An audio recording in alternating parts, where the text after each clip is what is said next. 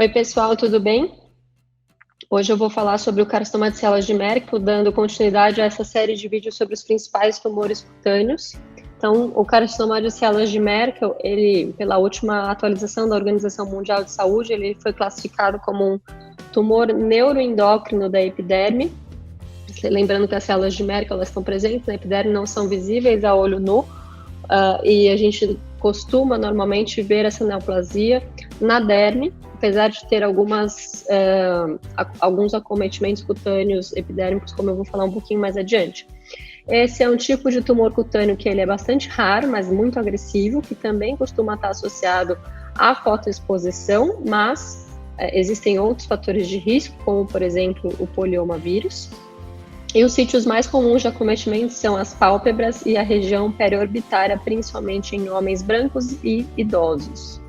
Então, como eu falei para vocês, os fatores de risco principais são a radiação UV e infecção pelo poliomavírus, sendo que quando a gente tem um carcinoma de células de Merkel, a chance da gente ter uma segunda neoplasia ela é muito maior, sendo que essa segunda neoplasia ela pode ser hematológica ou de mama e ovário. O carcinoma de células de Merkel ele tem uma maior incidência em pacientes imunossuprimidos e HIV e pode associar-se também ao carcinoma de células escamosas, tendo também uma alta chance de recorrência e metástases. Clinicamente, esses carcinomas eles costumam se apresentar como nódulos eritematosos e ou violáceos, né? Então a gente vê aqui uma lesão nodular ou levemente elevada, com uma coloração mais amarronzada e azulada em alguns pontos. Aqui então uma outra lesão mais do tom vinhoso também, de formato nodular. E histologicamente nós temos algumas características interessantes que são diferentes de tudo que a gente falou sobre os tumores de pele até agora. Então, normalmente eu falei para vocês que o carcinoma basocelular e o carcinoma de células escamosas, eles se originam na epiderme, tem conexão com a mesma. E aqui, apesar da gente saber que a gente tem uma neoplasia, que é classificado como uma neoplasia neuroendócrina da epiderme, a principal localização na histologia é na derme. Então, nós vamos ter uma infiltração difusa da derme por células de tamanho pequeno, que são originadas a partir das células de Merkel da epiderme. Nós temos aqui que o acometimento da epiderme ele é raro, mas a gente pode ter, por exemplo, existem relatos de casos em que essas células elas vão migrar em direção a epiderme, formando como se fossem pequenos agrupamentos que lembram morfologicamente até microabscessos de Potrier, que são alterações morfológicas presentes em micose fungoide e que acabam muitas vezes confundindo e fazendo com que o estudo imunistoquímico seja extremamente útil e necessário nesses casos.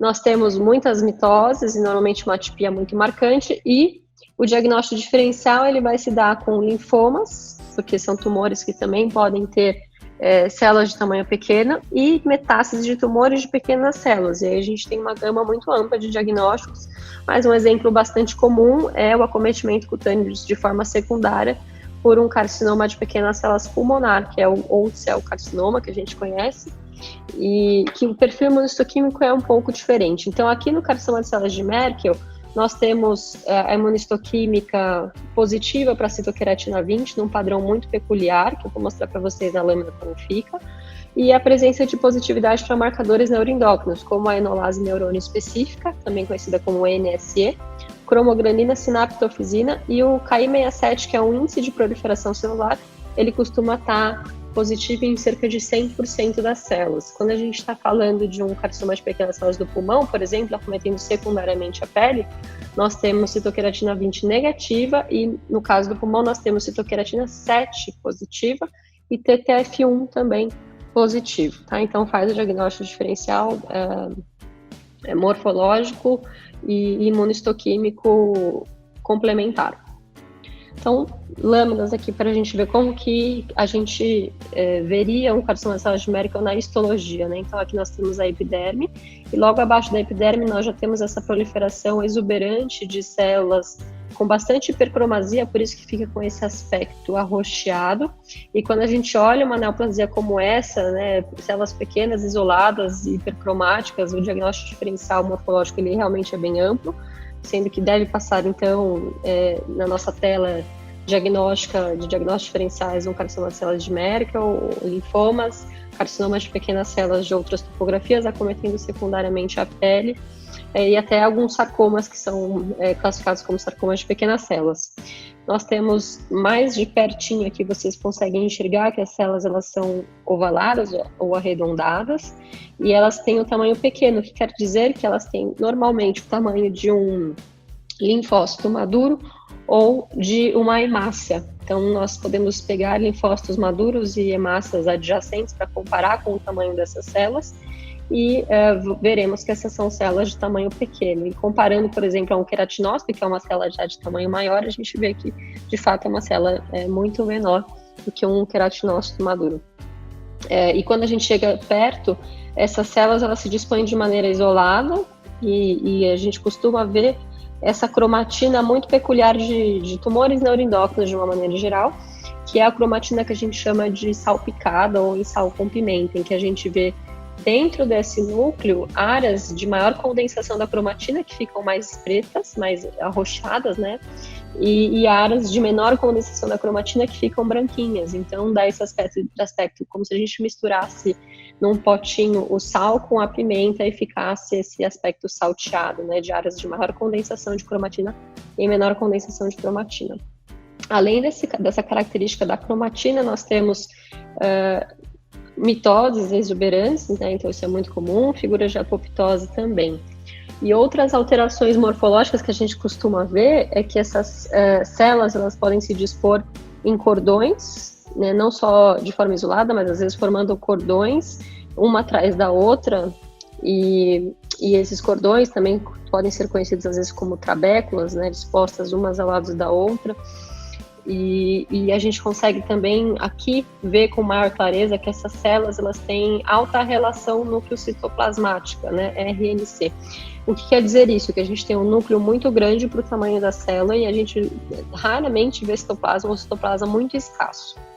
E existem outras alterações que facilitam também a gente a pensar no diagnóstico, quando a gente tem, por exemplo, o amoldamento nuclear, então um núcleo vai encostando no outro, formando como se fosse uma pilha de núcleos, e eles vão se abraçando e se amoldando. Isso é muito característico dessa neoplasia, e de neoplasia de pequenas células de uma maneira geral, de carcinomas, e a gente pode ter também artefatos de esmagamento celular. Então, durante o processamento histológico, as células elas perdem, pela fragilidade das suas membranas, elas perdem o seu conteúdo e eles ficam esmagados e soltos, e esse artefato de esmagamento também é muito comum, e ajuda, é uma dica diagnóstica nesses casos. Na imunohistoquímica, nós temos, então, como eu falei para vocês, positividade para marcadores neuroendócrinos, como a gente está vendo aqui a NSE, positivo de maneira forte e difusa, né? O amarronzado é essa positividade, e quer dizer que a reação é positiva e existe diferenciação neuroendócrina. E nós temos esse padrão bem peculiar de citoqueratina 20, que é o padrão em DOT paranuclear. DOT é um ponto ao lado do núcleo, né, paranuclear. Então, os núcleos aqui, eles não são positivos, eles estão mais azulados, e ao redor desses núcleos a gente vê pequenos pontos amarronzados e condensados na região golgiana, que é bem peculiar dessas neoplasias, né? Positividade em padrão pontiforme ou em DOT, região paranuclear. Existem alguns fatores de pior prognóstico dos carcinomas de células de Merkel, sendo eles principalmente o tamanho e espessura maior do que 5 milímetros. Quando existe uma infiltração, o padrão de infiltração ele é infiltrativo e não nodular. A invasão de tecido adiposo e presença de invasão linfovascular, como a gente está vendo aqui, o vaso que tem dentro um êmbolo neoplásico. Como eu falei para vocês, nós temos carcinomas de células de Merkel associados ou não ao poliomavírus, então nós podemos ter associação com exposição à radiação UV e com a infecção pelo poliomavírus. E aí aqui nesse caso, quando a gente tem carcinomas associados ao poliomavírus, nós vamos ter a imunohistoquímica ou PCR positivo para poliomavírus em pelo menos mais do que uma célula. A associação aqui com o dano solar ela é menos importante se a gente fosse fazer um uma análise genética dessa neoplasia, a gente ia encontrar baixa instabilidade genômica. Enquanto que quando a gente está falando de um carcinoma de células de Merkel não associado ao poliomavírus, nós vamos ter a imuno ou PCR ausentes ou negativos ou positivos de forma escassa.